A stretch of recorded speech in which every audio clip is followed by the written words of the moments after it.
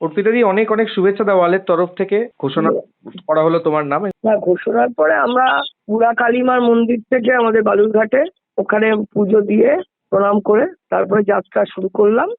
এবং তারপরে আমরা এখানে আর একটা মন্দির আছে সেখানে গেলাম সবাই মিলে। বজরংবলীর মন্দির আছে একটা, আগে হনুমানজি আর কি, তার কাছে ওখানে মন্দিরে গেলাম সবাই মিলে একটা বড় র্যালি করে। মোটামুটি মানে র্যালিটা করবো বলে করা হয়নি, কিন্তু র্যালিটা হয়ে গেল।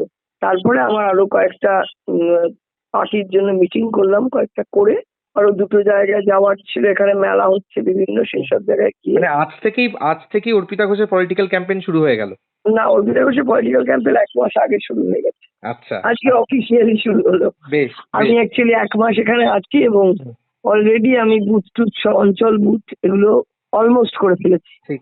তুমি এটাকে এবারে এখন অফিসিয়ালি শুরু হচ্ছে। এখন আমাদের ফাইনালি ঘোষণা হওয়ার পরে আমার কাজের প্রেশার ন্যাচারালি এখন আমাদের প্ল্যান করে এগোতে হবে। সেই কাজগুলো এবারে আমরা কালকে আবার বসে কতগুলো প্ল্যান করবো, তারপরে এগুলো করবো। ঠিক। এটা কি প্রত্যাশিত ছিল?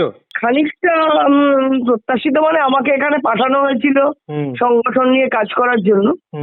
তো আমার একটা মনে হয়েছিল, কিন্তু যতক্ষণ না নাম ঘোষণা হয় ততক্ষণ তো বলা যায় না। তো আজকে নাম ঘোষণা হয়, অপ্রত্যাশিত যেমন নয় তেমনি না বলা পর্যন্ত তো, মানে ঘোষণা না হওয়া পর্যন্ত সেটা তো ধরা উচিত নয়।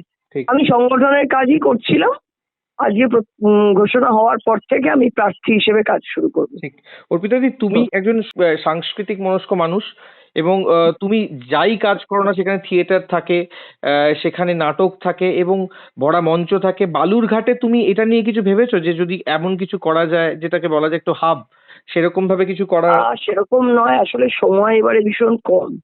মানে 1 মাসের মধ্যে ভোট, এগুলো করতে গেলে তো একটা টাইম লাগে।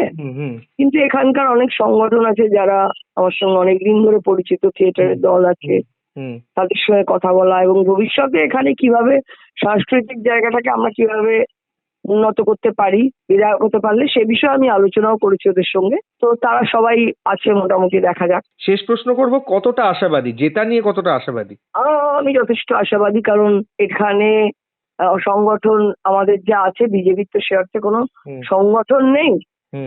তো সেইটার জায়গাটাই আমরা ঠিক করছি, আমাদের সংগঠন দিয়ে ভোট হবে। এবং লাস্ট 10 ইয়ার্স এখানে যেহেতু কোনো সে অর্থে ডেভেলপমেন্ট হয়নি, সেই ডেভেলপমেন্টের জায়গাটাই আমাদের মূল ট্রাস্ট থাকবে। এবং বালুরঘাটের মানুষ সেই ব্যাপারে আগ্রহী আছেন, তারাও জানেন যে ডেভেলপমেন্টটা বন্ধ হয়ে আছে, সেটা তারাও চাইছেন। তাই আমি যথেষ্ট আশাবাদী।